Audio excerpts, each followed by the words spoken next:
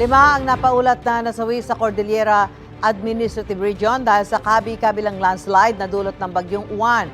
At mula sa Baguio City, may unang balita live, si Jonathan Andal. Jonathan? Yes, Susan, good morning. Dito sa Baguio City, magdamag kaming inuulan. Actually, simula kahapon inuulan kami dito. Meron ditong naitalang minor rockfall at landslide, pero hindi naman makapaminsala. Pero sa ibang parte po ng Cordillera Region, matindi yung mga landslide na nangyari na ang iba ay kumitil pa ng buhay. Manay! Bigla raw gumuho ang lupa sa bahaging ito ng Barangay Western Uma sa Lubuagan, Kalinga kahapon.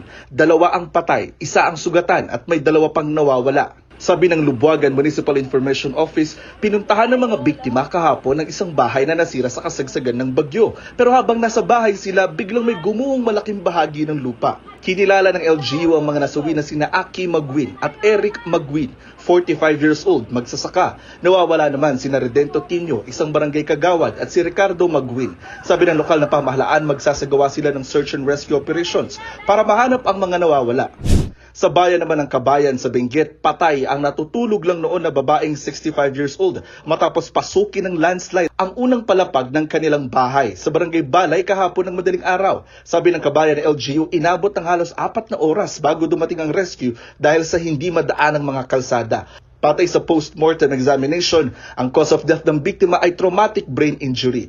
Sa bayan naman ng Tinok sa Ifugao, isa rin ang patay matapos matabunan ng lupa at pine tree ang tinitirhan niya habang siya natutulog gabi nitong linggo, kasagsagan ng super bagyong Uwan. Kinaumagahan na siya na-retrieve ng mga otoridad ayon sa Tinok Municipal Police Station. Sa Barlig Mountain Province naman, lumubog na ang bahay na ito. Natabunan naman ng landslide ang rice terraces doon. Sabi ng Barlig LGU, isang senior citizen ang nasawi roon matapos matabunan ng putik ang kanilang bahay sa barangay Latang kahapon ng madaling araw. Nakaligtas naman pero sugatan ng 2 pa niyang kasama sa bahay na nirescue ng bayanihan ng mga taga roon. Sa Baguio City, walang casualty. Ang naging pinsala lang ay mga nagtumbahang pine tree at poste ng kuryente. Kaya nawalan ng kuryente kahapon ang halos buong lungsod ng Baguio. Butit may alok na free charging station sa City Hall, Baguio Convention Center at pati sa mga hotel. Nagulat kami na minimal lang ang impact sa amin. We were spared from devastation. Malaki yung impact nung mountain range natin. Meron pa yung Sierra Madre, tapos siyempre pagpasok dito sa Cordilleras.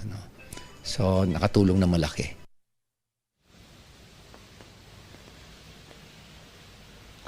Susan, hanggang sa mga oras na ito ay wala pa rin kuryente sa ilang parte ng Baguio City. Gaya dito sa lokasyon namin malapit sa Burnham Park. Pero ang sabi ni Mayor Magalong ay sinisikap na ng Beneco na maibalik agad yung supply ng kuryente dito sa lungsod ng Baguio. Yan muna ang latest mula rito sa City of Pines. Balik sa iyo, Susan.